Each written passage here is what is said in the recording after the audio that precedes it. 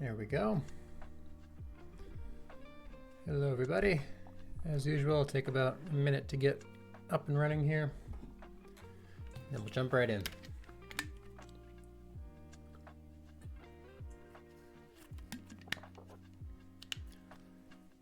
And let me know if the music's off, as usual.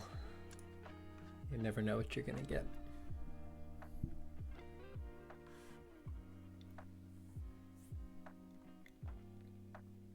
Looks like we're actually in a pretty good spot.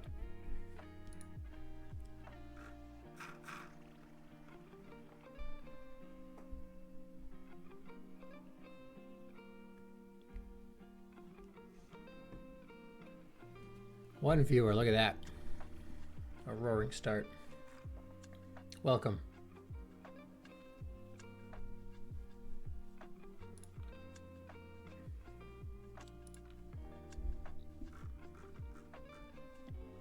Okay, let's get into it. Welcome back, everybody, to another week of Future Group Friday.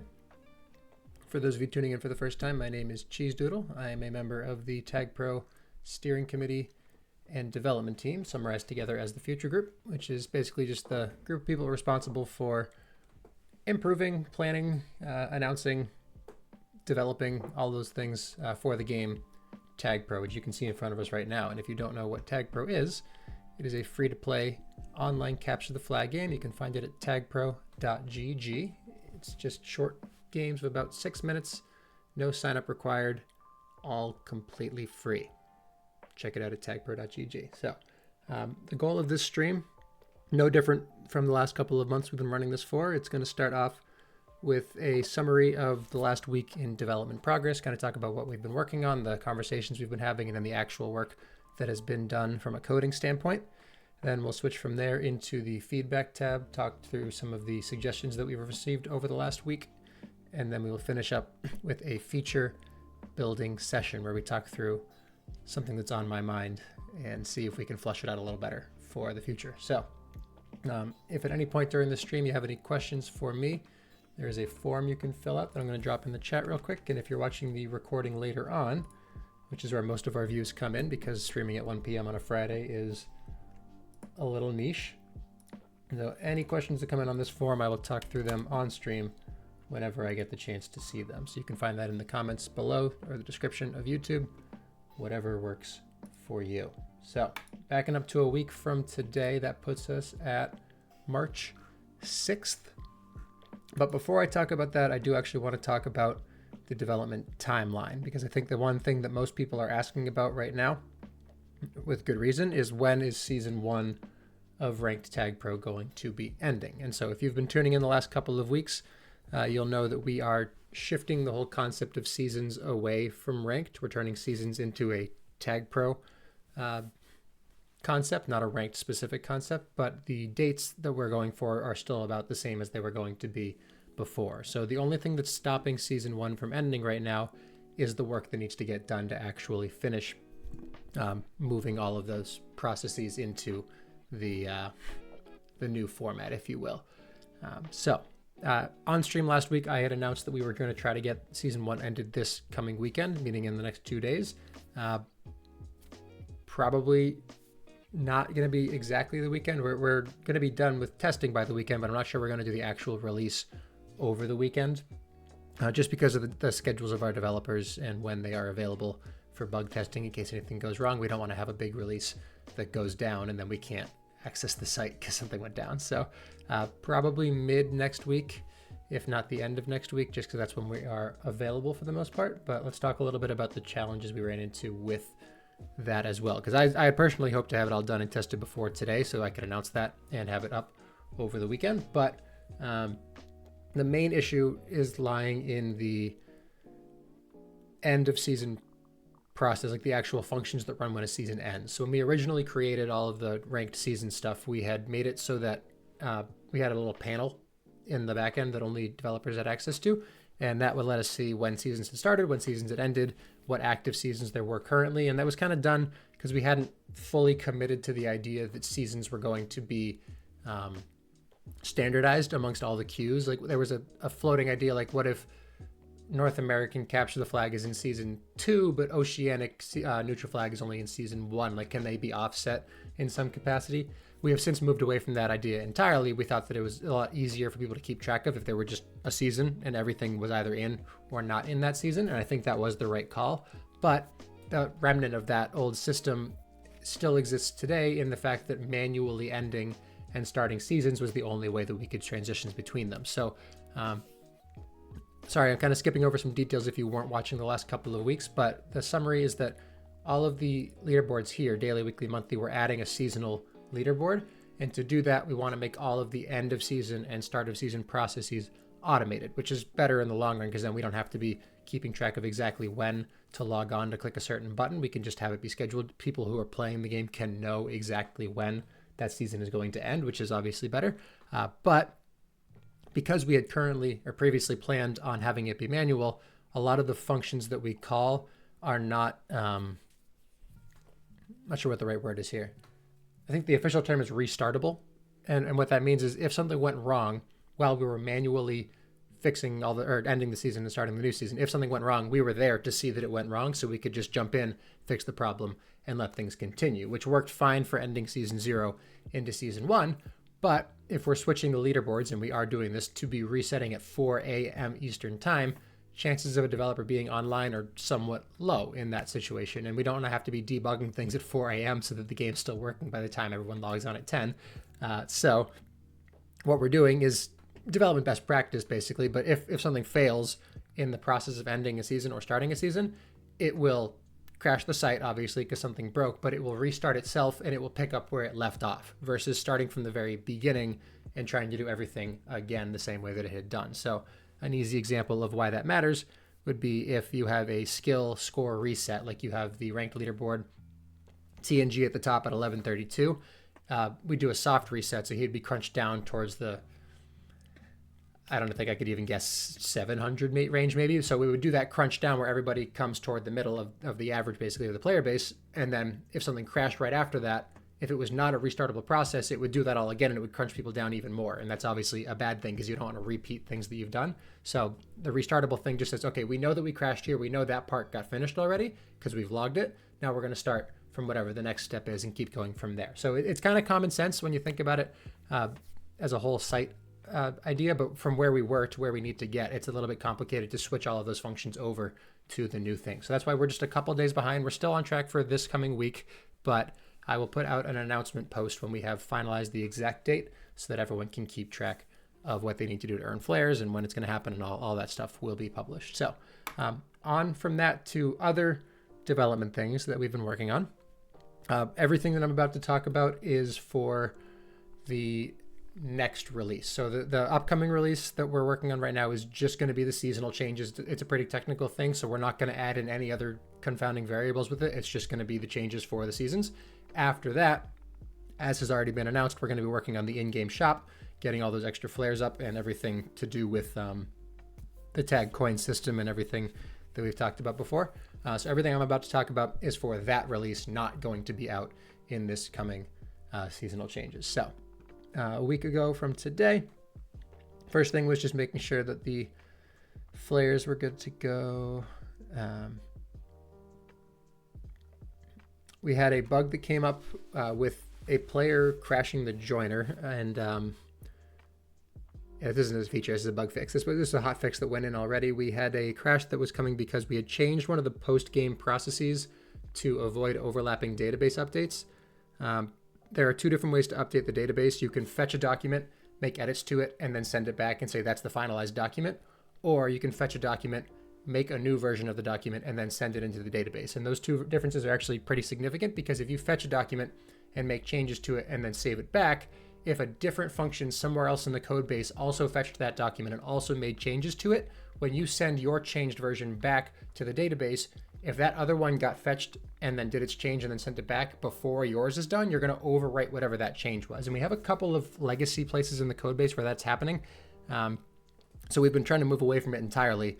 And we did move away from it in the last release so that it grabs the document, does whatever, and sends it back. But in the process, we had removed the ability for it to populate default values. And so when somebody logged out, tried to play a casual game, it was fetching a document that was missing some default values and it was crashing the entire joiner. So if you were online on last Friday night, was it?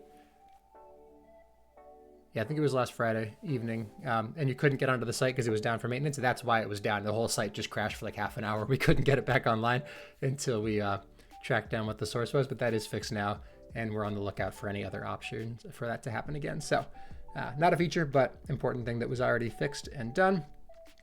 Then we've got some scripts. Oh yeah,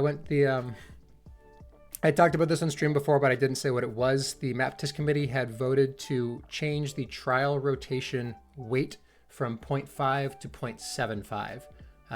To contrast that, the actual rotation, maps that are in the full rotation, are weighted at 1.0. So all these maps are 1.0. The vote was to increase the rate of the spawn rate for these maps here that they're trying to try out, because they weren't getting enough plays and they weren't getting enough votes on those maps, so it was harder for them to make decisions on them. So they voted to increase the frequency of trial maps. And if you have thoughts on that, go talk to them, not me. So that went in already. And then we also had a way for them to see the number of times each map had spawned. So it's easier for them to check, are people voting on this map? Is it polarized? Is it popular? Whatever. Just more data for them to work with when deciding those things. Then we've got a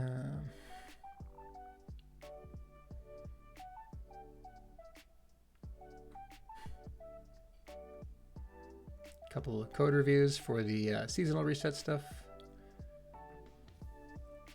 Code reviews for the versus tab. I talked about that one already, where we're going to have another tab on the profile where it's your versus stats, so you can see how well you do with and against other players. And then in the launcher, the ranked map voting page, you can also see if you're with a teammate who you're very good with or against a player who you're very bad against. So that's still ongoing. A little bit more review getting done there. A branch came in, or I put a review in for this. I think I talked about this one last week as well. There was a suggestion from the community about 3 weeks ago to have respawn indicators show on player balls in addition to showing on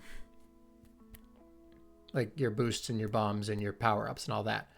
I wasn't sold on the concept, but I understood the justification for requesting it. So one of our developers did put together a proof of concept for it.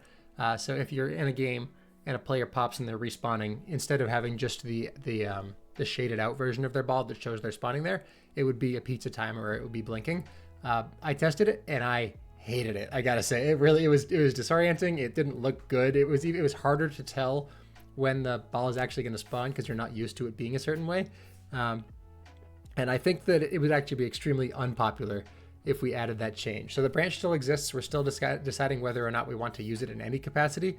But right now it's looking like we might just scrap the idea entirely, because there are also other implications that came up, like competitive leagues. They play with respawn warnings disabled, and they like that setting, and that's fine. But technically, player respawn indicators are a timer in that case. So you wouldn't want to take away the league's ability to have player respawns showing but not show other respawns. But if you're adding in respawn indicators on the player ball, it's a little I don't know. I didn't love it. Hello, Bloonswar Master. Thanks for tuning in. So I didn't love it. If you want to check it out, let me know. I can send you a video of it if you're just curious what it looks like. But I not a fan. Gotta be honest, not a fan. So that we will see where that goes. But after that, I put in a branch for AFK and pending indicators on scoreboard players. So this is something that was requested a while back. Syndicate in general. Yeah, I can do that, Grant. This has been requested for a while, but if you look down to the bottom of the screen here, you've got those little indicators of the players on each team. So I've been able to figure out what we do with those. And so in the next release, if somebody is AFK at the start of their game, or they have the little pending indicator like the ZZZ or the hourglass, that will also show on their ball down here. So Russ right now, you can see, has the little he's got the little hourglass there. That would also show up on one of the balls down here on the scoreboard. And if a player pops and they are respawning, it will shade out the ball that is respawning as well. So it's just a little thing. The biggest use case for that is larger maps. If you're on the other side of the map, like say you're Vader over here, and you just started the game, you don't know that somebody on the other team is AFK until that AFK message comes up in the chat that they're looking for a sub. So if they're pending and they've got the little hourglass, it's nice to see, okay, I know that somebody on the other team hasn't started playing yet. That might be why they've only sent one offense. It's just a little QOL thing. Not going to rewrite the game in any capacity, but I think it's a little cute thing to show on the leaderboard. Then we've got ranked redirect indicators. This has been requested for a while. I've been saying that we're going to do it for a while. This is that if you are in a casual game and you are also queued for ranked in the background, and the ranked game or the ranked queue pops, so you're going to be pulled into a ranked game. We previously don't do anything for that. It just you just get pulled out of the game. But we want to show to your teammates that you might get pulled out of the game at any time. So now what's going to happen is anytime you are going to be redirected, like you get the notification ranked game ready, it's going to put an indicator on your ball. It's just a little arrow in the bottom right corner of your ball, 2 little arrows that are yellow, very obvious, not like in your face, but you can tell when somebody has this on them, and it's only to your teammates, and it says to your teammates that this person might get redirected the next time they pop, or they might get redirected unexpectedly if they've been in the game for a long time and the joiner couldn't find them a substitute. So there's that, and there's also a chat message sent at the same time that says Vader, I forget the exact wording, Vader is ranked ready or something like that. Like it just tells you that that player is going to be redirected. So that way you don't have to type ranked when you disconnect. You don't have to let your teammates know that you might get pulled out. It's going to do that automatically for you. So there's less confusion about why people are disconnecting if they do that in a casual game. So that should be a good change. Then I found the source of a bug that I think Grant actually reported, where if you are in a casual game, as I just described, and you get pulled out of it into a ranked game, if that ranked game voids and it sends you back into the joiner, and then the joiner says, oh, I have a game with a spot in it, and it sends you in, and the game that it sends you to is the same game that you just got pulled out of, right now on production, that will give you a 10-second respawn delay because you disconnected and came back, which is not allowed in the actual game. Like, we don't want people refreshing because it gives them a longer respawn time. But if you were pulled out because of a ranked game, you weren't refreshing, so it's going to skip over that delay and just send you right into the game as if you had joined for the first time.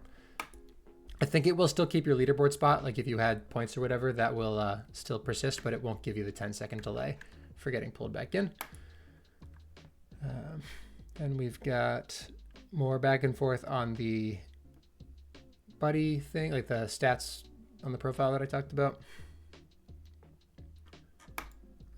Polarized trial map votes. The MTC has decided right now that when we originally built this system, like we've got the like it, indifferent, dislike it, but we've also got the little stars over here. So these are polarized votes over here. It's kind of like a 5-star system, but a limited number. You can only star up to 3 maps, I think it is, or 2 maybe, and only thumbs down up to 3. Something like that. I forget. But anyway, that system is fine, but it also allows trial maps to receive those votes, and the MTC realized that there's no point in letting them do that. So I was looking at a different branch entirely. I was looking at potentially adding in a tab for mini games here. While I was looking at that, I realized the code that we use to display all this is hard to read, I guess is the best way to put it, and I didn't like trying to change it in the way that it was. So I decided to work on a smaller branch, which was to remove this option from trial maps, so it just has the voting options and nothing else. And the rotation will keep it all as expected, but there's no reason to say that a trial map is your favorite because it's not going to be there for very long. So I did a little bit of a refactor, and in the process removed this option from trial maps, and that will set the stage in a different release for me to add in that mini games tab with all the settings and everything later on. Make the champion flare flash in game 2. Which champion flare balloons were? You mean the like the ranked oh, you mean like the glowing on the where'd it go? This glow here? You want it to glow like that when you're playing in a game? I don't hate that. Put a suggestion on the feedback tab. I think that's very doable. After that, an update to the joiner notifications. So right now, if you are in a private group and you launch to Chicago 2, whatever it is, if Chicago 2 is the only server you have selected and there are no server slots available on Chicago 2 because there are 3 other games going, So if you don't know this already, we do have a maximum number of games per server. So right now, New York can hold 4 games. It has 3 games going right now. Chicago 5 can hold 3 games. It currently has 2. So say, for example, it was a Wednesday night and there were competitive games going, and one team had launched on Chicago 5, so there was also a private game. There are no Chicago 5 server slots available. If you also had a group going and you also selected Chicago 5, when you launched, it would send you to the joiner and it would say connected, which is correct because you are connected to the joiner, and then you would just sit there. And you wouldn't really know why you're sitting there. And it looked a lot like some old bugs we would have in the past if there was a crash or if something wasn't working properly, if the group was broken and you weren't all together. There were probably a good dozen or so different causes for what you would have been seeing at that time. So now, these days, it looks exactly like that. It looks like something went wrong. But all that's happened is the server that you selected doesn't have any spots open on it. So to fix that, we don't do anything. We just say if you're stuck in that position and we know that there are no server slots available, just tell people. Just say server is full. Like, you can wait for a game to free up, or you can go back and pick a different one. That's whatever you want to do with it. But that information is very important, so you know nothing is broken. There's no spots available on the server that you're trying to go to. And we can't do that in the group before you launch. We did look at that, but because of the time that it takes to get into the joiner and then get into a game from the joiner, it wouldn't be guaranteed accurate. So it might say there were no slots available when one just freed up. It might say that there were slots available, but somebody else had just launched onto it and you're going to lose that spot. So you would still end up in that same position, even if we had told you there were spots available earlier. So we have to wait till you're in the joiner, till it would have just sent you into the game, but realizes there are no slots available. And then it will tell you in that time, no slots available, either wait or go back to group and pick a different one. Just a pitch that's only somewhat related to that. If you're having that problem a lot, don't select individual Chicago servers, just select US Central, and it will pick whichever server has slots available for you, so you don't need to worry about that at all. If you're having issues with one specific Chicago server, I don't know why you would be, because they're all hosted in the same building, but let us know, I guess. You can see there are some variances in their vping, but it's all pretty darn close, so hard to say. But yeah, so that's going to be in for the next release as well. Then we have a very minor thing where if you're in the launcher, the ranked map voting page, and you click on a player name, right now it will redirect you to their profile, which is fine. But the request was to have that open in a new tab so that you can stay in your launcher and just have that in a separate tab. So that's in for the next release as well. If you click it, it'll automatically open in a separate tab. Then we have more conversation about that player ball respawns that I think we're going to scrap, but we'll see. Then AFK notifications prompt. So right now, if you are in a casual or a ranked game and you disconnect because you were AFK, it kicks you back to the home page and it gives you a warning that says, please note you were AFK. Eight reports like this will end up in a ban or something like that, which is good. That works fine as it is. But most of the time, if somebody is AFK and getting disconnected, it's because they didn't know they were in the game in the first place.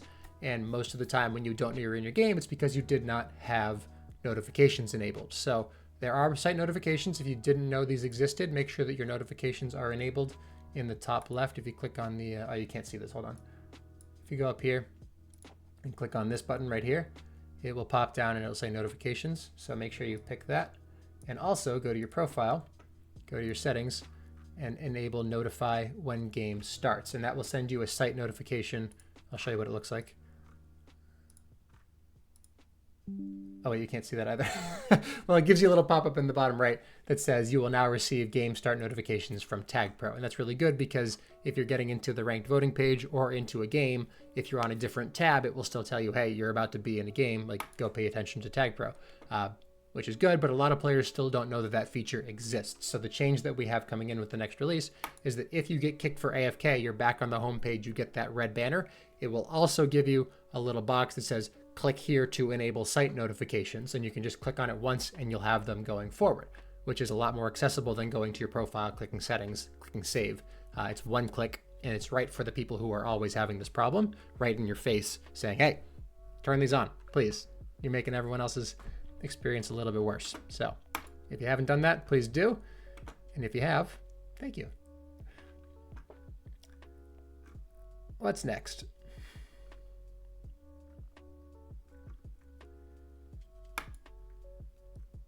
Skip first. Oh yes, this was more for the seasonal leaderboard stuff, but we realized that if we're adding in a fourth leaderboard here and we have it create itself and then we have it roll over to the new season after we put the release up, it would be awarding the seasonal flare to players for like a day of games. So we just have a hard-coded check that says for the very first one, don't do that. So it's only going to be the next season that you would get the seasonal flares for, that we'll announce soon.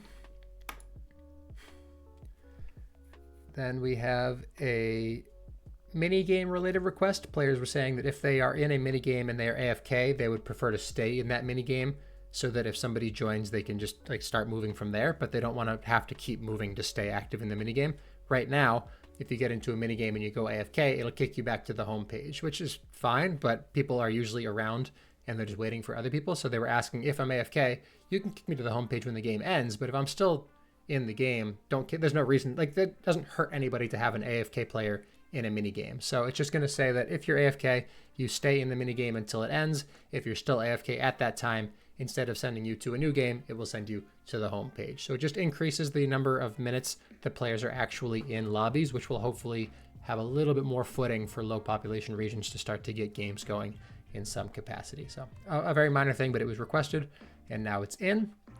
And then the last thing, I didn't realize how many things we got in this week. Holy moly. Last thing that was done was the map test committee volunteer flare. And that's a pretty big deal because there is a flare for the MTC already. If you go to anyone's profile, I'll just search for someone who's actually on it. Let's go to Moosin.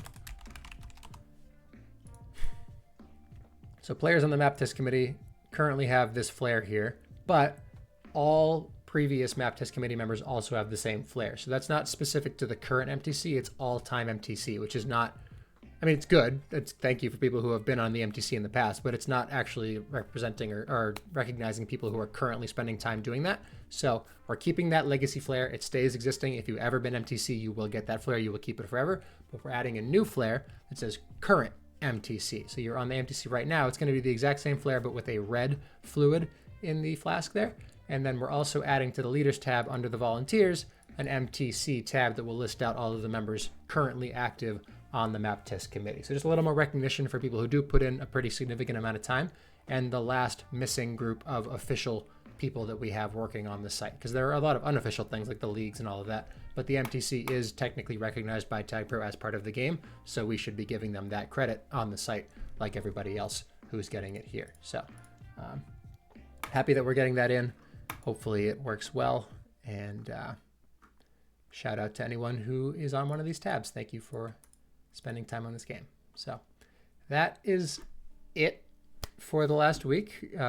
Pretty full week of features, so I'm pretty happy with how things are looking right now. Again, all of that stuff I was just talking about will be a good month or two away still, because it's going to be with the shop itself, hopefully on the earlier side of that, but I can't promise anything just yet. And then obviously the shop itself will be the big headliner for that next release. So that is all for now. If you have any questions about those, like I mentioned, feel free to fill out the Future Group Friday form. One day the devs list will be updated. Is it out of date? I haven't checked in a minute. Let's see. That's a dev. That's a dev. That's a dev. Yep. Yep. Sort of. Yep. Yep. Yep. Oh, we're just missing people. We're missing people. I'll fix that later. But yes, we are missing a couple developers on that list. So next up, feedback tab. So before I get into this, I do want to talk about a different conversation we had. We had a whole meeting last Monday talking about the Canny board and what we're doing with it. And I've talked about this already a couple times, but just saying that we want to have our own version of the Canny board because we've lost the back end due to their free trial. So we went through this whole thing. We found ClearFlask. We got it set up. We looked at how it was. It looked really good. It was all ready to go. And then we looked at the hosting options. And we had looked at this in the past, and we got a different answer this time, which is why this is going to sound a little surprising. But for what we're trying to do, the hosting costs for Canny right now, if we paid for Canny, would be, I think, $120 a month, which is just not even a question, very much out of our budget for what we're doing here. The self-hosting, we thought we were looking at about $5 a month, and that was pretty accessible for us because it was a lot more customizable. We could add what we wanted to. have on it. We could have a roadmap. We could have all the tags that we wanted, all the like admin access. Everything you would want to have was there for $5 a month, and that looked good. We reran the numbers after we had built it, looking at the memory that it was going to require to actually operate properly, and we came back with $25 a month. And it's not like that much money in the grand scheme of things, but $25 a month just to have a feedback tab, just like that's more than we spend on like Chicago servers. It's hard to justify. Like we don't, like, yes, we use this tab. It's good for people to give us feedback. It's good for me to have these streams and to talk through the stuff that people want to have done. But is it $25 a month good? I'm not sure I can say yes. And so we were trying to explore what other options do we have from a hosting standpoint. And we realized, much to my chagrin, I should add, but we realized that Discord kind of has this feature built into it already, in the form of like message boards. And so we've built one, and I want to see if I can show this to you guys or not. I'm not sure if I have the ability to display this properly. Shoot, no, I don't think I do. Sorry, I don't think I can show this without like showing a bunch of other stuff I don't want to show. I will get that set up for next week to show you guys. But basically, it's on Discord. It is a list of... Maybe I can take a screenshot of it and show you guys in a document here.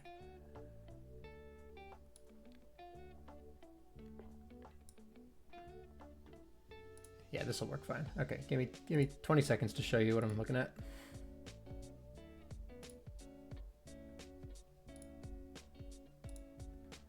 My janky version of showing screenshots because I don't feel like figuring out how to do this. So it's on Discord. It's like a list of things people have requested. We can add different tags to them, and only like Discord admins can add the tags like planned, under review, all the same stuff the Candy board has. People can submit it like a regular comment. People can upvote it using the little button there. They can reply in the comments just like it does for Candy Now. So it's kind of all the things that the Candy board is, and it works fine. So my main gripe with this was that I don't like the fact that we're moving off of the site and putting the feedback onto the Discord. I feel like that's just one extra degree of separation away from the site. It's a little bit less official. It's a little bit harder to access, if you will. But just this morning, we figured out that there are some tools. I think the one we're looking at now is something called widgetbot.io that might let us put the feedback board as an iframe on the website. And what an iframe is literally what Canny is right now. Canny on the site is something called an iframe. I think we can do the exact same thing feeding to this Discord channel that looks like this. And then it'll work kind of the same way that it does now, which would be a lot better than $25 a month because that's entirely free. So the price is right to at least try it out. So the current plan right now is to give this a good month or two trial, see how people respond to it. Is it getting feedback? Is it getting suggestions? Are people actually engaging with the content that shows up on it? If the answer is yes, fine, that'll be our intermediate to long-term plan. If the answer is no, then we can look at doing a truly self-built version of this, because it's not that complicated. It's just a message board, but it would take about a month and a half of dev time, probably on a volunteer schedule, to build that and then maintain it. And so we can spend that time, but if we don't have to, why would we? So we're going to use the free Discord thing that takes like a day to set up, and then we'll see how that works out for now. So that's the plan. If you are watching this and you have some time on your hands, I am going to need some help porting over the feedback from the feedback tab into this Discord channel. You can see I got a couple of them just to demonstrate what we're doing with it, but you can click on these and it will open up a full description of the ticket with just the title showing up top. So if that's something you are willing to drop a couple hours into, let me know. But otherwise, I will start to chip away at that in my own time as we go. So that's the status of the Canny board. That does not change the rest of the plan for today, though, which is to talk through the last couple of feature requests that came in. So let's sort these by new and try to figure out where we left off last week. I think it was Docker client. We definitely saw that.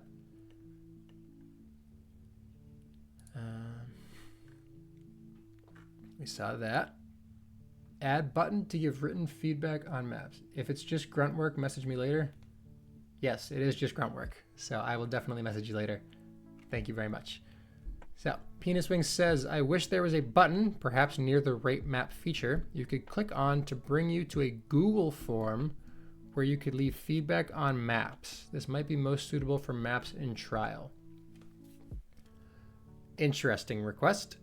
I think my main issue with this is who or how many people are actually going to make use of this. And if so, why does it need to be a Google form? I don't think it needs to be a Google form. I think if we were going to accept text submissions, we could just accept them on the site. It'd be pretty easy to set that up with a Discord bot that just posts the comments somewhere. But how much time do you have post-game? You have up to 25 seconds, I think it is. How in-depth is the feedback going to be in those 25 seconds? Because I think my fear is that 99% of the comments that people are going to get are just, this is garbage. And then that's all they would say. They just want a chance to complain about the map versus like actual feedback. Like if you're not familiar with the map making scene, you should check it out at Maps General on the official Discord. You can find the Discord link in the footer of the subreddit of the site down here, Discord. A lot of the feedback that we get on maps, I don't say, not me, like when I say we, I just mean the game, but it requires some sort of back and forth. Like even if I say something, I mentioned somebody had a power up that I thought was pretty far away from the wall, and I had a comment that I thought was pretty self-explanatory. I said the power up is in no man's land, which means it's like there's nothing around it. That feedback didn't make sense to the person who had made the map. So it was Penis Wings, actually. How did I say that? But basically, feedback, even when it's good feedback, sometimes requires a little bit of back and forth to actually get the point across to the map maker. And I'm worried that if you just do an anonymous Google form where you have feedback and you just send it off into the void, you're going to end up with a lot of comments that just are useless to the map maker. Like how can they actually turn that into something that's going to improve the map? I'm not sure that was really worth, like, you could do this, but is it actually going to result in any material difference? I lean towards probably not right now based on what I've seen with players and maps. Now, Grant says, could you let feedback be submitted on the maps tab? Would it be more productive? I think probably, and that's part of the reason that we have these options locked behind the maps tab as opposed to showing them in the game, because it says, okay, I really felt passionately about this. I'm going to take all the time out of my day to click over here and then put feedback onto this tab here. Thank you, Oddball. Nice to see you. Thanks for tuning in. So you could say, okay, now that you've rated it so polarized, do you have any thoughts on it? But like, where would you put that really? Would you put like a little like comment thing here and you can type up your thoughts on it? How long does that last for? Does it persist forever? Do you have to put in a new comment every time? The scope of what this would need to be useful, I'm not sure it's better than just saying, go to Discord and drop your thoughts in the chat down there, right? Like map makers who care about the map they created watch back a lot of the replays of their game in public games. So if you're making comments on the map while you're in the map, a lot of the time they're going to see that anyway. So even if you don't want to go to Discord, if you just have like a one-liner like, I wish this bomb was 2 tiles to the right, like you can just say that in the chat, and a lot of time the map maker is going to see it and they'll either use it or ignore it based on how they feel about that feedback. So I don't know that this feature necessarily needs to happen to do what it's trying to do, I guess is my summary. Am I missing anything there? There are only a few of you here, but if you have any thoughts about that, let me know. I think right now I lean towards no, just because I don't think it does what it needs to do.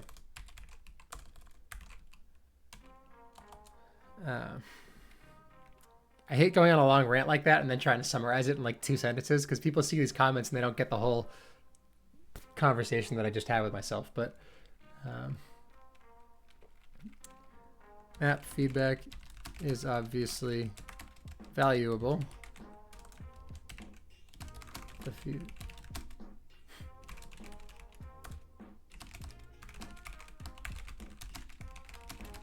Unlikely to be insightful enough to exact meaningful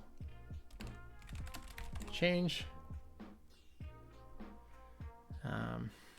Most map makers read or watch back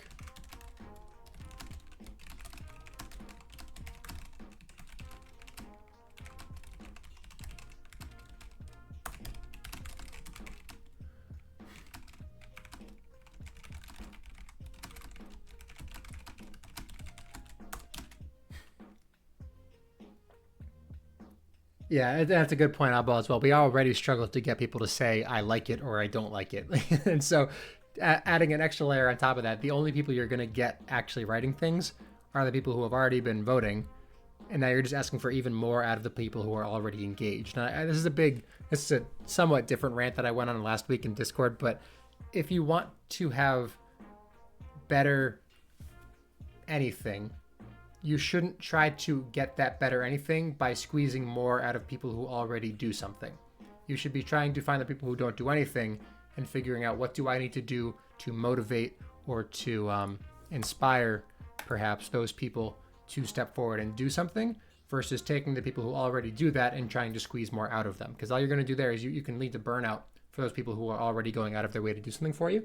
And I think that that's a really important thing to keep in mind for anything that you try to do in a volunteer-based community like this, because we don't have financial incentives. We don't we have flares and things like that, but like if you're doing something, it's because you care about that thing. So you shouldn't be putting the onus on anything new on the people who already care and already do something about that caring. You should be finding the people who care but haven't done anything about it and trying to get them to do something with that motivation. So that this, along Eyeball's line of thinking there, this is kind of putting the pressure more on people who already do something. It's a minor thing. It's only clicking a button versus sending a couple messages. But I think that mentality does kind of hold true for this as well. My streak, says Yappa. Your streak's alive. You made it. Or does it not count if you were too late to the stream? I don't know. I don't know how Twitch works. Anyway. Did I miss anything here? Map feedback is obviously valuable, but the feedback received in the short post-game period is unlikely to be insightful enough to exact meaningful change. Most map makers watch back games on their maps, chat messages, or the map's general channel on Discord are both existing mediums to achieve the same goal. Yeah, I think I'm comfortable with that. Please see stream for longer conversation on this. Boom. Let that fall down. Okay. Next. In clutch time, opponent's flag when holding is translucent. Translucent? Almost invisible. I don't think it should be a different color at all. Much more opaque for visibility. Let's find a replay with some clutch time in it.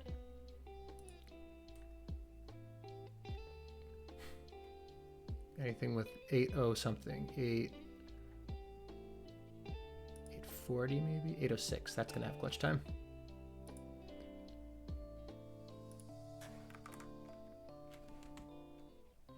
Okay, we got 2 regular flags.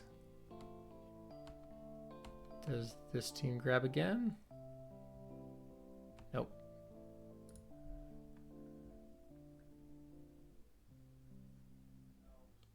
.806.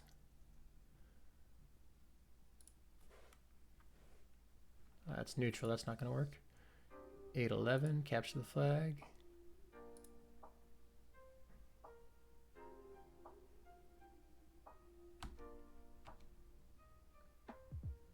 Oh, this is overtime. What am I doing? Maybe this is going to be harder to do than I thought it was. I didn't think that the flags were that hard to see in clutch time. Does anybody have an experience with this that they'd like to share?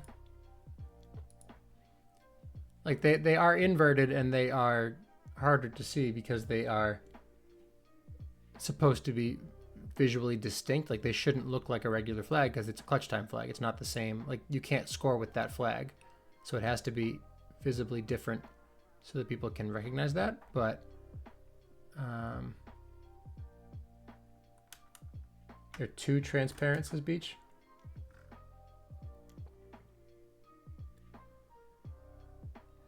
Does it actually matter, says Grant? That's a better question actually. Does it matter if you can tell who the flag carrier is?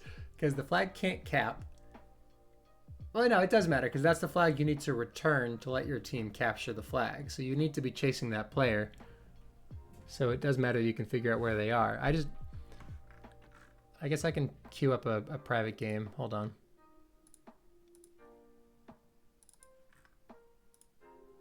Let's see, last position clutch time. Enabled always. Overtime. 1 minute. it shouldn't need to be a different sprite. It's not a different sprite. It's the exact same sprite. It's just that it's flipped and the opacity is different.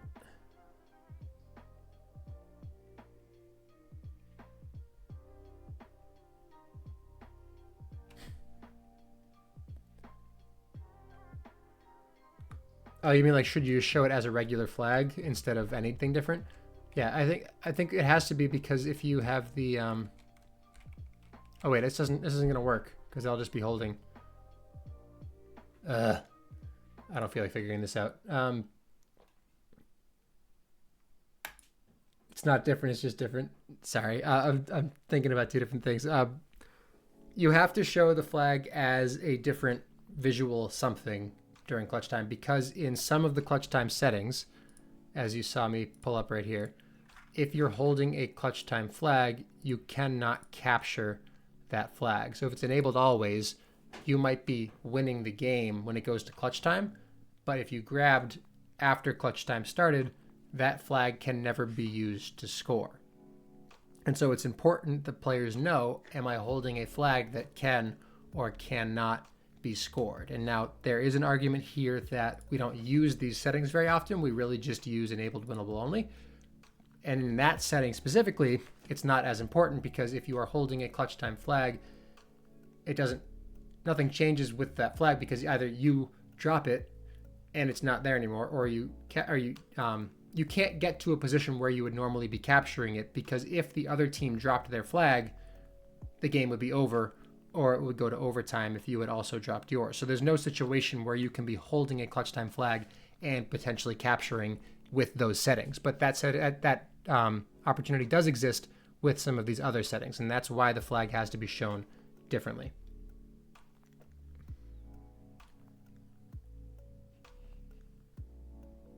If the team that up gets confused trying to cap, that's on them. I mean, I could make the same argument about you getting confused about who has the flag right now, right? That's on. You gotta know where it is. Get rid of all the clutch times beside the one that makes sense. So the problem is there are other use cases for the other ones. We're just so used to the one that we've been using because it makes the most sense from a competitive standpoint. But if you think about other like minigame options, and there was one other thing with I think European League TagPro tried to use tied or winnable because the cap differential was important for something. So it was actually okay for the team that was already winning to score again if they were holding when time expired. And that's kind of what neutral flag does, right? Or would not now. With neutral flag, we discussed using enabled always because that would allow the flag to change hands, I think, was it? I'm confusing myself right now. Let's move on from that. But moral of the story, I don't feel comfortable getting rid of all of these until we've actually explored them enough. And I don't think that we've done that yet. I think we've settled on the one that works for our use case, but I don't think that means the other use cases are not valid yet. That's my actual answer.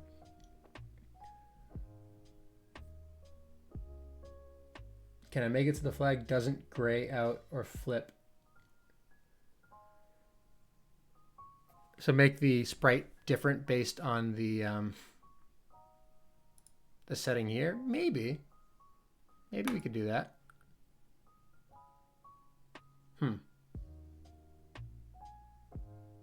We talked about changing the color. We tried a lot of different things actually to figure out what was the best visual one. The one that it is now is the one we landed on as the most obvious. So I'm kind of stumbling here because we thought it was pretty clear, and I've obviously played this game myself, and I haven't had any issues seeing the flag. But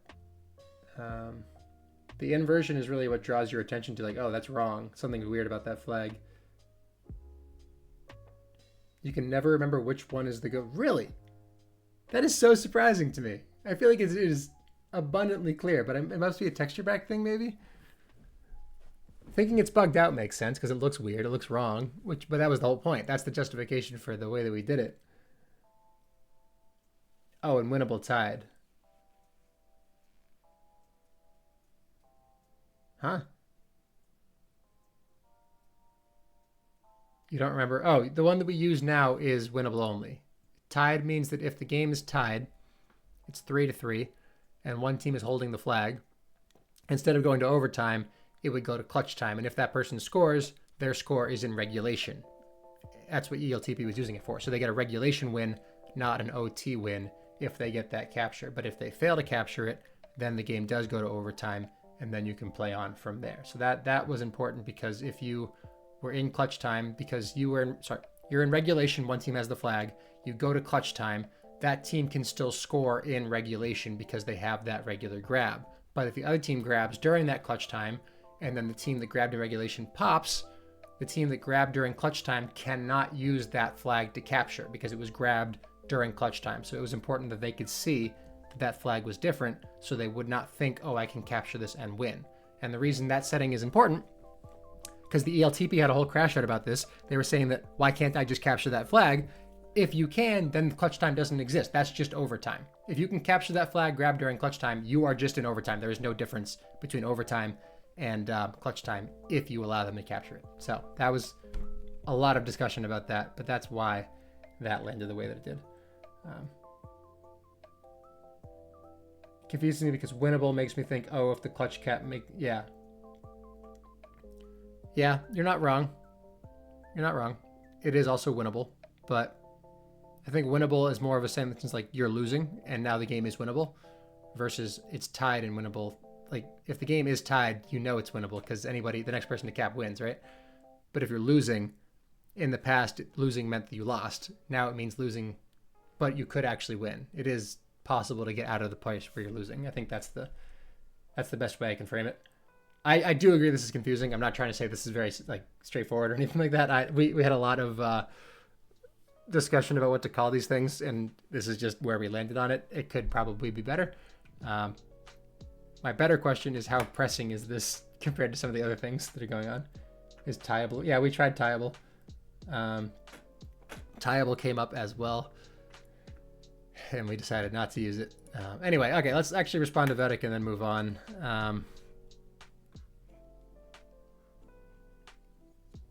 So I guess the request is just to increase the opacity of the Landborn agent. Increase the opacity of clutch time flags. I think that's going to be good enough for now.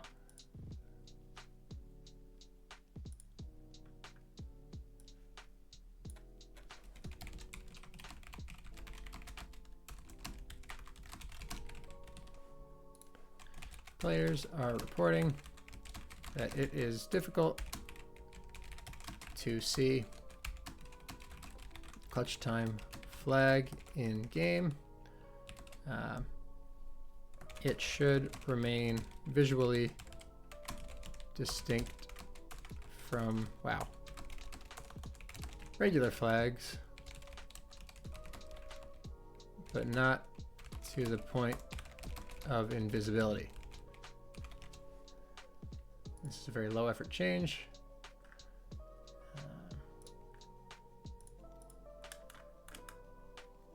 Good enough.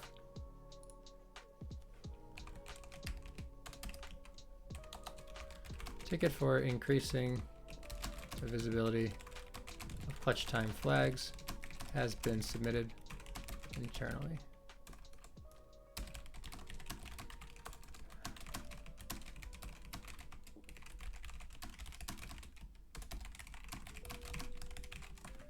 Okay, and then our last one before we move on to our feature, and it's a shorter feature this week, so we're okay on time.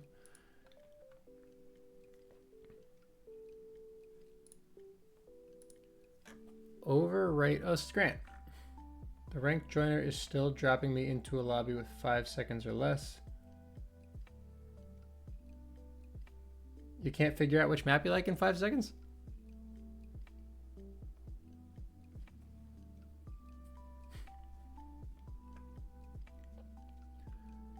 Grant, there's a lot of words.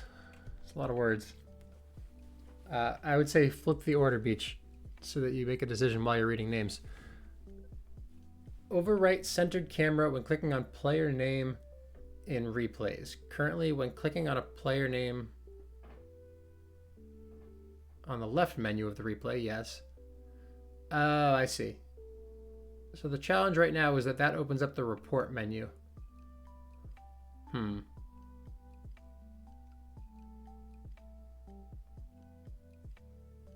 I see. Yeah, so replays only.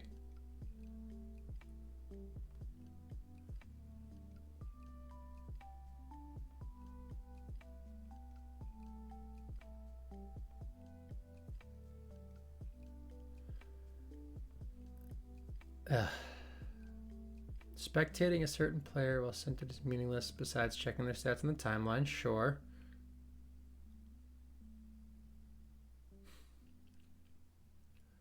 Add a button in the left side to return to the default view. So you're just saying you want buttons that take the place of the current key presses?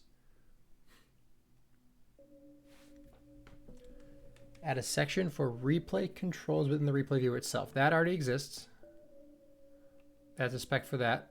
No, sorry, the feature doesn't exist. A request for that does exist already.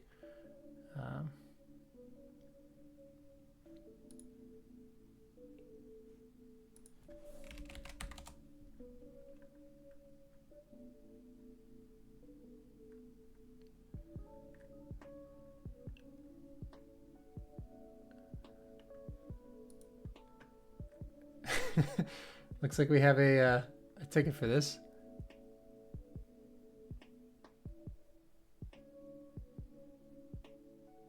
Oh wait, this is a ticket for zooming in and out, not for clicking on. Oh god, there are like 3 different things here. Ah, gosh, the organization is awful. Awful.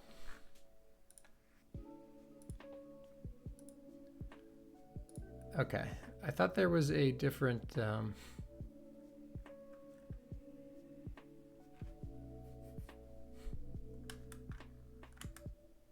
replay info? Yeah. Nope, not that. I swear there was something, I think Bali put it in, that was talking about a way to see what all of the buttons are or do.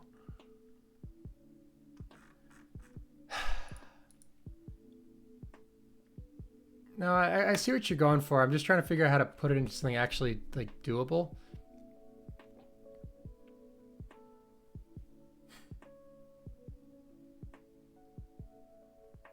I think, well, the C and the Z are different because all you're saying is when you click on a player, you want that player to be the focus in your replay, right? And then after that, you also want the view to change away from centered and away from the current zoom level. You want it to be at the default playing zoom level after you've clicked on them. And that I'm not sure is intuitive because those locks exist by default, are like the zoom lock and the center lock. So you have to click those keys to disable them. If you have a click event and the click event changes who you are following and also undoes both of those, that's almost more unexpected than just keeping it locked. Because like you can't have one thing that does 2 other functions when it's expected to only do one other function. Like right now, if you click on a player name, like you said, it centers on them. So if you click on a player ball, you would expect the same behavior. It centers on them. So you're saying you want a click event to do that and also to change the zoom level. That's not what clicking does. Clicking doesn't change zoom. Plus and minus change zoom. Z changes zoom, not clicking. But the scroll wheel request, I looked at that yesterday, looked harder to do than I wanted it to be.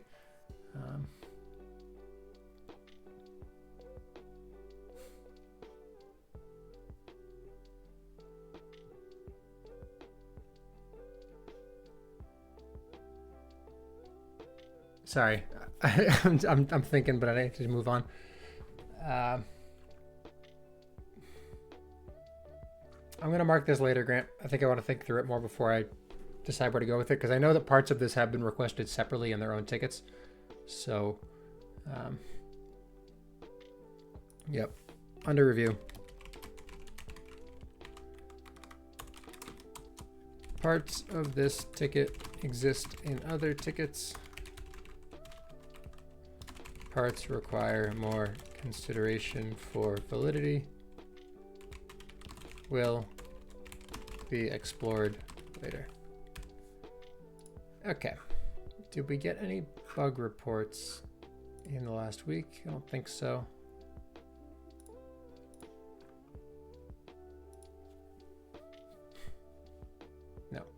That's old.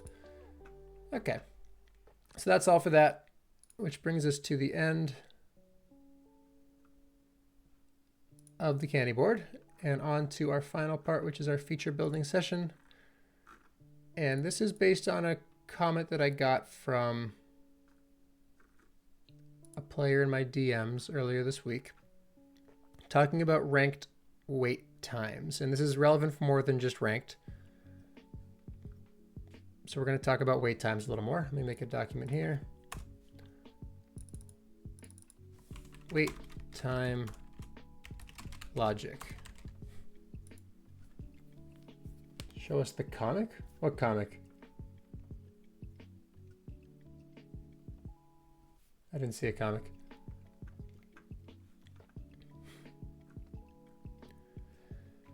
So the issue this player is bringing up is that in the old TPM system, they had something called queue skips. And so personally, I hate queue skips. I think they're a dumb system. I don't think they make any sense at all when you have more than one queue, because what queue did you get skipped for? What queue does that give you priority in? They don't work at the scale that we're working at right now. They work if there's one queue and you didn't get into the last game, you get into the next one, but we already have that. You didn't get into one game, your wait time's longer, you get priority in the next one. That we have the same thing there. No, not a comic, a comment in my DMs. So very anti-queue skips. That system is not coming back in any capacity. But the one thing queue skips do have in their favor is that they're very simple. It's very easy to see, okay, I have 2 skips, so I should be ahead of somebody who has 1 skip. And I think that there is something we can take away from that I'd like to explore, potentially plug into the current waiting time system. So what I'm going to call this is, I had a name for this that I liked a lot. Hold on. Yes, elastic wait time. And so the premise here is that wait time is more than just the time you have not been in a game. It becomes the total time that you have been in game subtracted out of the total time you have not been in game. So for example, if I am waiting for 10 minutes, I play an 8-minute game, my wait time starts at 2 minutes. And so what this means is, if you've been waiting for a long time and you finally get into a game, that's good. But when that game ends, the game should also consider the fact that you were waiting a lot longer to get in to that first game. And so if you have another player who was waiting for maybe 2 minutes, plays for 8 minutes, and then they also get back into the queue, currently you and that player would be even against one another for priority into the next game. And there are other factors like who is at a higher tier, what queues you in for the actual joiner, all of that. But assuming none of those factors for now, if you're just in the same queue, same everything else, right now you're even though you waited for an extra 8 minutes before that first game started, and then you got into that same game together. So the idea here is that you have an elastic. So if you've fallen way behind because you waited for a long time and you finally get into a game, you get pulled forward a bit, but you still have a little bit of tension pulling you forward for the next queue as well. So it compounds. The longer you're waiting, the more likely it is that you are going to be the one to get in on the other side in the future. And so what that should do is balance out the wait time amongst all the players. Now, this player who was only waiting 2 minutes, they're going to have a slightly longer wait for the next one because you took priority over them because you were waiting for a while earlier. And do we all have to be even with Hugh, though, in terms of priority? I don't know. Queuing up at 3 a.m., risking the voids to build up a giant wait time debt. Yeah, I think there'd be a maximum. What I don't understand is when I've been waiting forever, then a person who is in a match I'm in gets in another match while I am still waiting. Thanks for tuning in, Rad Dude. I think I want to unpack that a little more. I don't understand is that I've been waiting forever, and then a person who was in a game I'm watching gets into another match while I'm still waiting. Okay, I think I see what you're saying. So more often than not, when you see that happen, let's pull up an example that's happening right now. If you are, for example, Able, and you're queued for Capture the Flag North America in Tier 5. If you're watching a game and that game is all Tier 3s and 4s, if that game ends and another game starts, but while that game was waiting, or while that game was running, there were also a bunch of Tier 1 and 2 players in the joiner. Let's find, sorry, this jumps around a lot. So Jay Cooter, CTF 2-3. So you're waiting for a game here. Jay Cooter is also waiting for a game here. You're in two different tiers. He's Tier 2, you're Tier 5. If the game that's happening right now is Tier 3 and 4 players, if there are enough Tier 2 players to create a game with the Tier 2 and Tier 3 players, they are going to get priority to create that game before the Tier 3 and 4 players would go down and create a game with you in Tier 5. So this is an issue of who is online when you see that happening. Now, if you see a player in the same tier as you who is in a game, gets out of a game, and goes back into another game without you, that would be a problem because that's not what we're expecting to happen. But if you are in a lower tier and you're seeing players in higher tiers getting games, it's just because there aren't enough players in your tier online. And that's hopefully not going to be the case because you have balancing for that. So right now you can see there 1, 2, God, this is really hard to read. 3, 4 players, 5 players in tiers 4 and 5. Here's another one.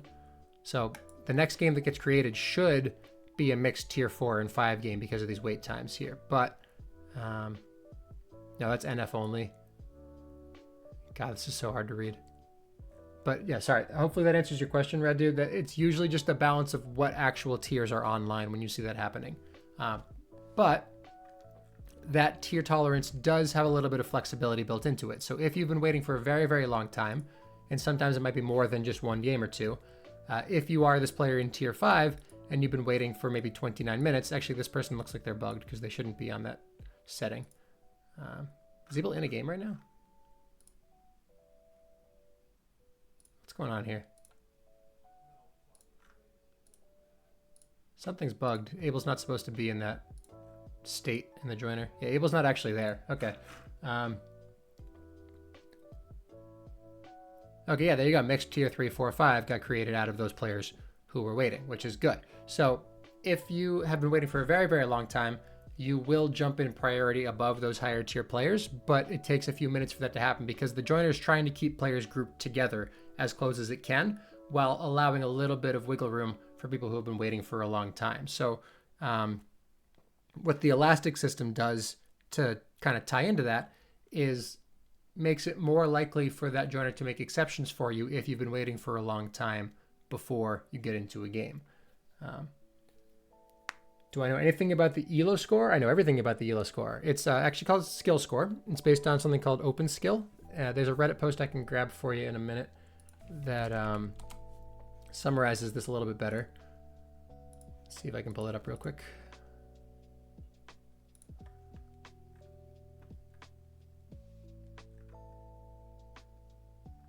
Did I miss it? Where's ranked matchmaking? There it is. So if you are interested, check out this post. There is a section about open skill that you'll find right here.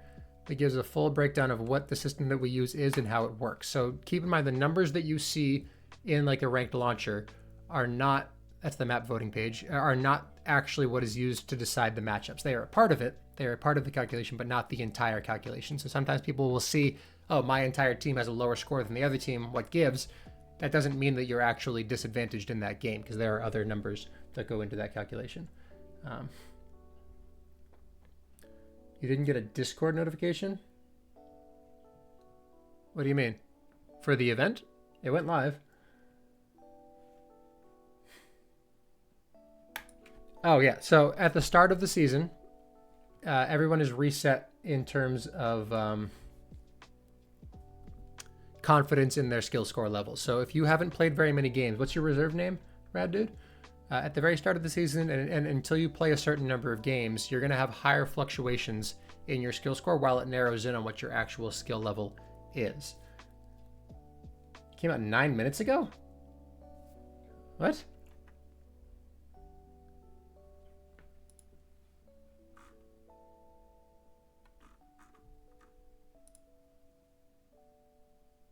Happening now?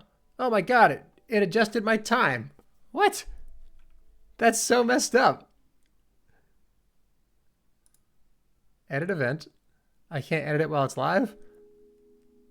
Oh, I'm so mad now. What the heck? How would Discord not know the daylight savings time? Okay, fine.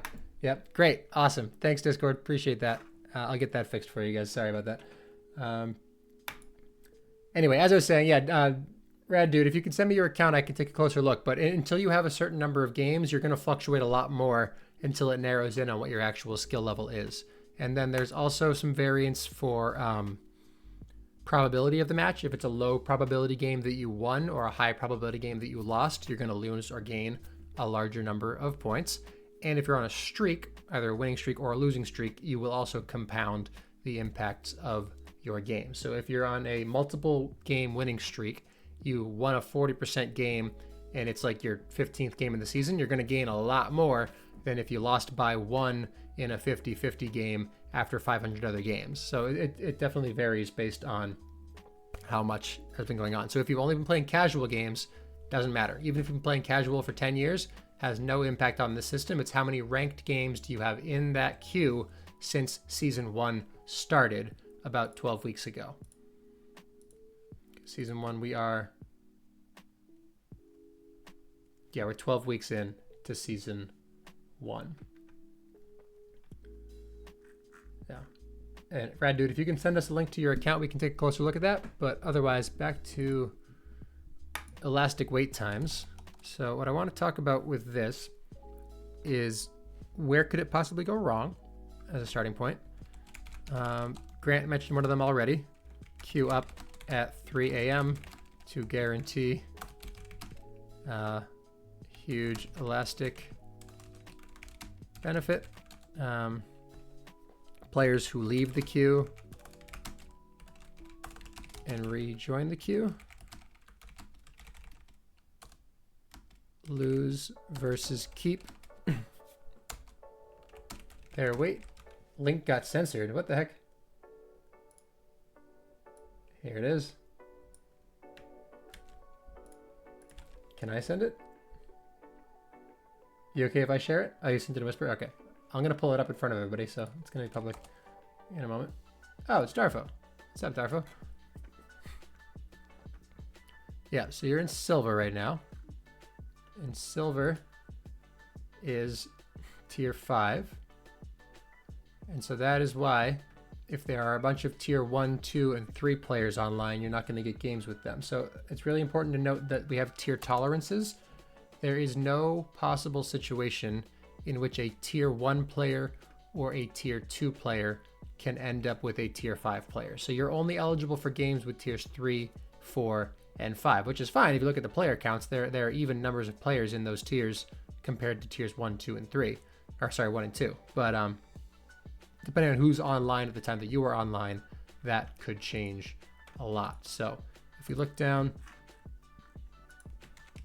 it looks like you don't have enough games to be active in...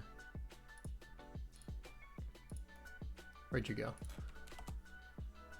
Gold for neutral flag.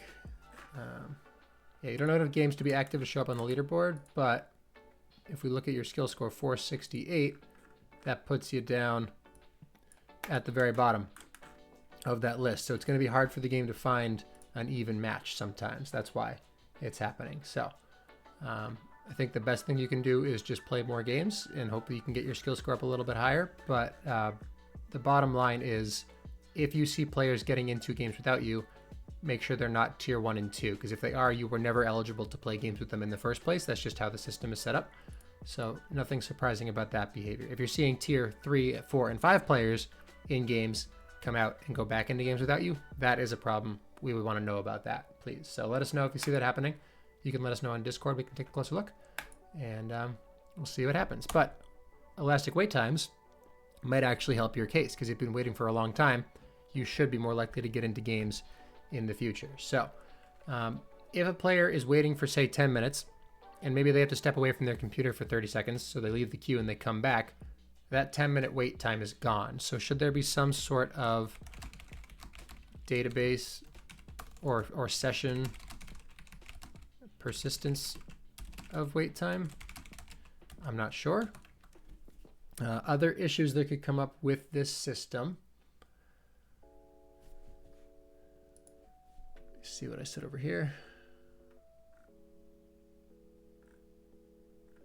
Oh, the other thing, this would also helps with voids, because right now if you get a void, you lose your wait time. So if you wait you waited for 10 minutes, got a game voids, your wait time is now 0 seconds. And that's not good because you waited all this time, you got a game, but now you're actually behind anybody who didn't get into that void. So yeah, I think Oddball, you're on the right track, is that you would need to have some sort of wait time decay, I guess is the best way to call it, that pretty quickly falls off back to nothing. So maybe we could say that every minute that you're not in a game, you lose 5 minutes of your wait or something like that. Yes, Beach, but that's the same idea, because right here, you wait for 10 minutes, maybe you only played for 3 minutes. Now your wait time starts at 7 minutes. So because you had that void, you're actually ahead of people who didn't get into that void if you waited for a long time before it. So that's the elastic component of it, but depending on how much time you actually got to play, that's the amount of time that you lose from your wait time. So it could just be a 1-to-1 decay then in that case. So you say that you were waiting for 10 minutes. If you're out of the queue for any length of time, take whatever that length of time is and subtract it from the wait time. Does that work? Let's think through some hypotheticals. Wait 10 minutes. Leave queue for 5. Re-queue starting at 5 minutes. That makes sense. If your wait time is 10 minutes, enter ranked game, which voids at 5 minutes. Do you keep the time they were in the launcher as part of their wait time or as part of their game time? Which one should that count as? I'm in my ranked voting page. I think that if that void's right there, there are some situations where you get into the voting page and it voids straight from there and sends you right back to the joiner. I don't see why we would want to decrease the wait time during that period. So maybe we just hold it static. Because you had a chance of getting into a game. You weren't waiting for longer, but you were not in a game. So maybe... Okay, the actual question is, I keep making new bullet points, whatever. Does wait time increase or stay consistent while in ranked launcher? If it's static, void from launcher results in equal wait time at requeue. If it is increasing, players who were in a void, yeah, so the real question is should those players be ahead of somebody who didn't get into the game? And if it's static, so I keep making new bullet points, I'm gonna keep doing it, you can't stop me.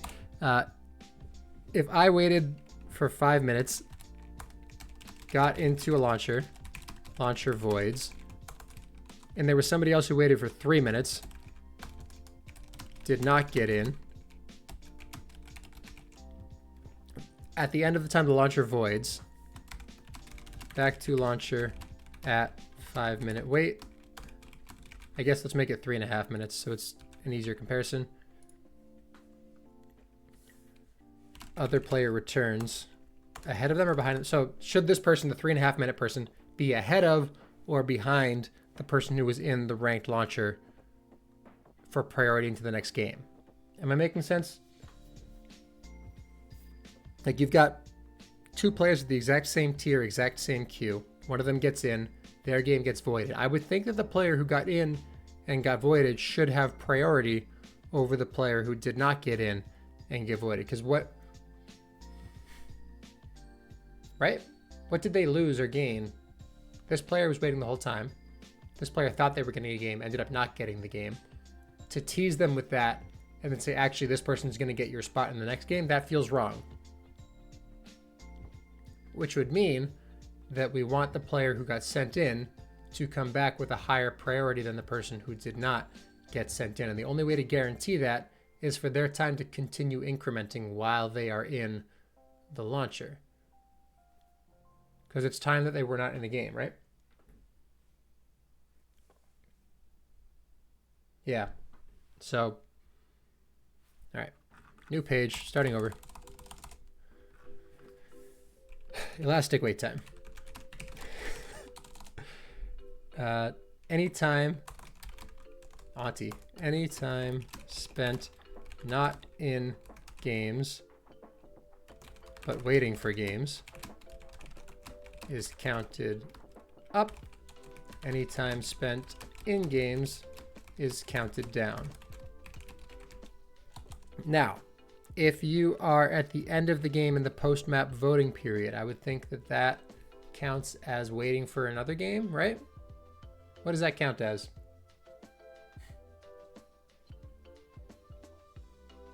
If we're in the post-game voting page, like the, sorry, not voting, post-game chat period, like the 25 seconds the game has ended, you're going to get sent back to the joiner in about 25 seconds. Should that start to count up, count down, as the rest of the game was, or should it stay static at that point?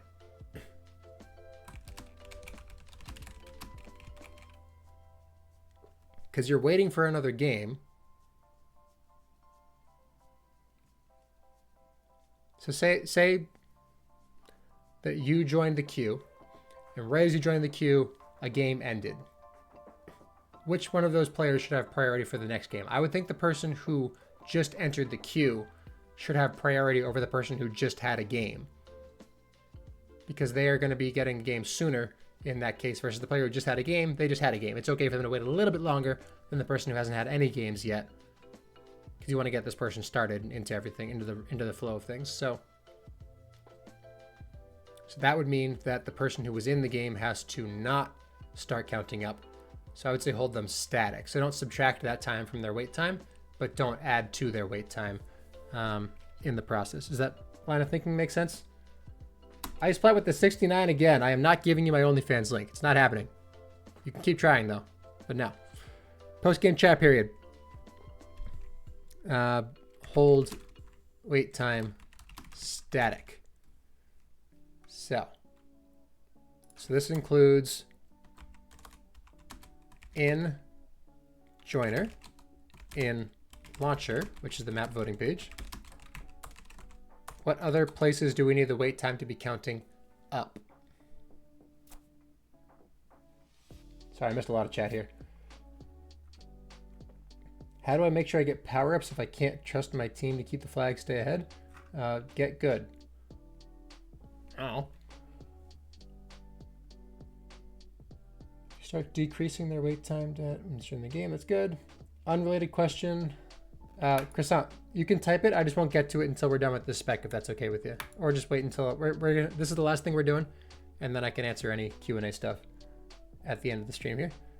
This is a pretty straightforward thing though. So when do we count up? When do we count down? When do we not count at all? So we're saying that if you're in a game, it's counting down. And if you are, okay, wait time is counted up in joiner, wait time is counted down in game, and wait time is held static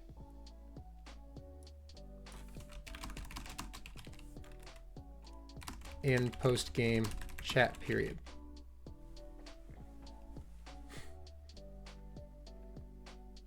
If you get in a game in mercy rule, that's a good question. Is a mercy rule versus a full mercy rule versus full game handling? Let's think through the possibilities there. If you are in a mercy rule game, would that incentivize players to lose faster so they can preserve more wait time to get into the next game, to more likely get into the next game? I think it would, because those other players are waiting for your game to end, so you come back to the joiner. And if your game comes back sooner, your wait time is higher, so you are farther ahead of them in line. So maybe it's like a minimum. Well, that's voids versus, yeah. So there are two different ways a game can end quickly. It's mercy rule versus void, actually, not full game. Because in a mercy rule, you don't want to encourage people to let the game end, but in a void, they didn't have a choice. The game was going to end no matter what.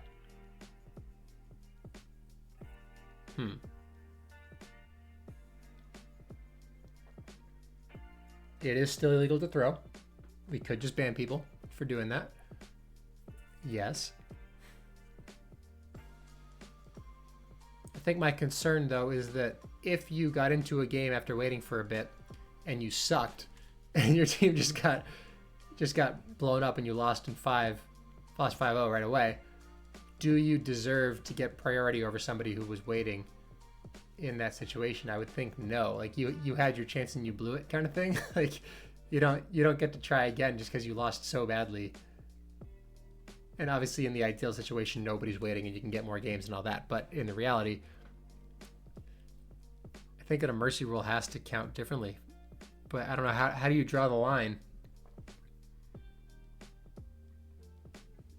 Maybe in a mercy rule, you default minimum of half game length, where you say that, okay, the game ended in under 2 minutes, but the game was scheduled to be 8 minutes, so we take at least 4 minutes off your time, no matter what, if it's a mercy rule.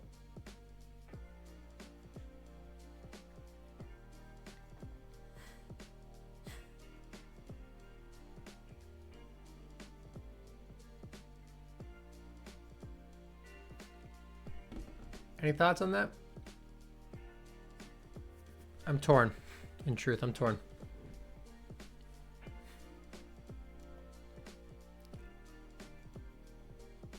Because what about the team that won the mercy rule as well? Like if you get in and you have a great game and the other team just rolls over and you win 5-0, I feel like in that case, it's fine for you to get another game quickly because you didn't really get a full game. It's really just the losing team in the mercy rule. So if you lose the mercy rule, your wait time is reset. Maybe that's a motivation to keep people trying in the game. If you get mercied, you just lose all your wait time. And so you're going to stay in the game. You're going to play to the end because if you get mercied, you know that you're less likely to get into a game right afterwards. Is that mean? Is that too harsh? I don't hate that entirely.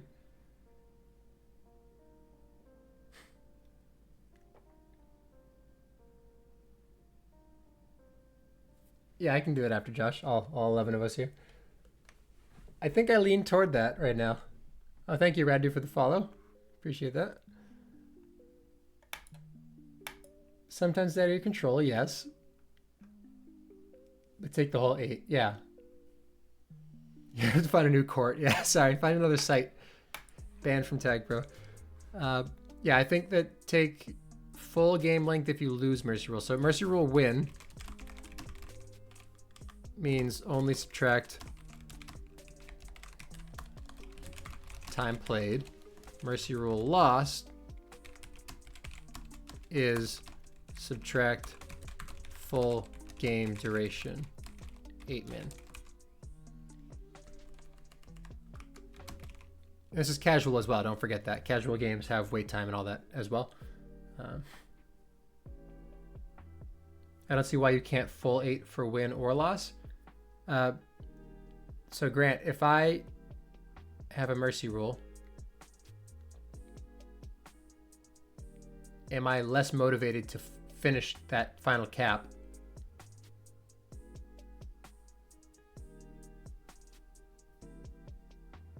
I don't see why you can't full 8 for win or yeah. So if you are winning 4-0, is there a possibility the players will not put that 5th cap in because they know that their wait time is going to get reset? But the alternative is that they have to play out the rest of the 8-minute game. They lose that 8 minutes anyway.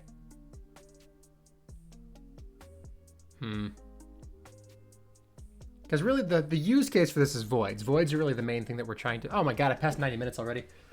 Ugh.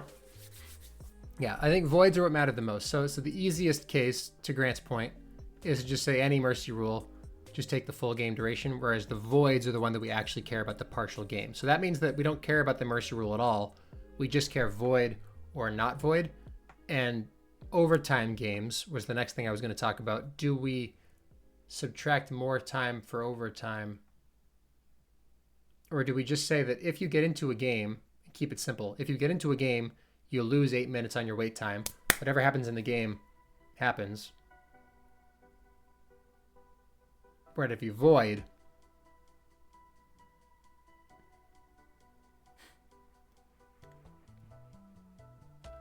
yeah, sorry, Krasad. The Discord decided to change the start time on me, even though daylight savings time, it's not how it works. But yeah, anyway.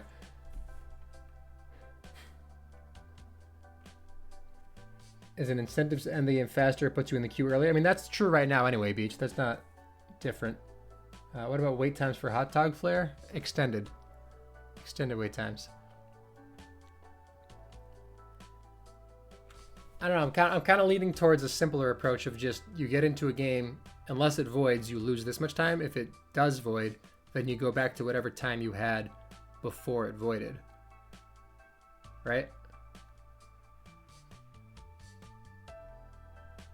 But then you lose the ability for it to count up. I don't know. Perfect enemy of good. It's also that consideration here. I think I'm leaning towards the subtract full game duration regardless of outcome.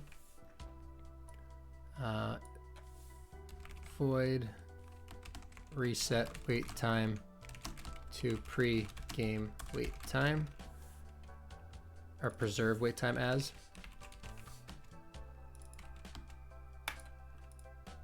Yeah, okay. I think that's a good enough starting point for me. It's a very small spec for the amount of conversation it took, but yeah, I'll talk about that more with the devs and see where we land on it. But if you have any thoughts about that, feel free to let me know. Croissant, was your question answered about the Congregate thing? It is on Congregate, but it doesn't actually work on that site. So you can check it out, but I don't think it does anything. It was good. Okay, so I think I'm going to call it there because I already passed 90 minutes. Again, that's 2 weeks in a row. I've blown past it without realizing. So thank you, everyone, for tuning in. If you have any other questions for me, there's that form pinned in the chat here. It's also going to be in the Reddit thread discussion, whatever you call it, and the YouTube description as well. Feel free to ask whatever you like, and I will try to answer it. Yalba's on a 7-stream streak. Look at him go. Nice job, Yalba. So, again, thank you, everyone, for tuning in. I hope you have a nice rest of your Friday. Enjoy your weekend, and I will talk to you all later. I'm going to see if I can figure out how to raid Josh if he's live, and then I'll end this thing up. I think I just have to type raid Josh or something like that. Raid Josh. Aha! All right, go watch Josh. I don't know what he's doing. I'm sure it's great. You'll have a good time.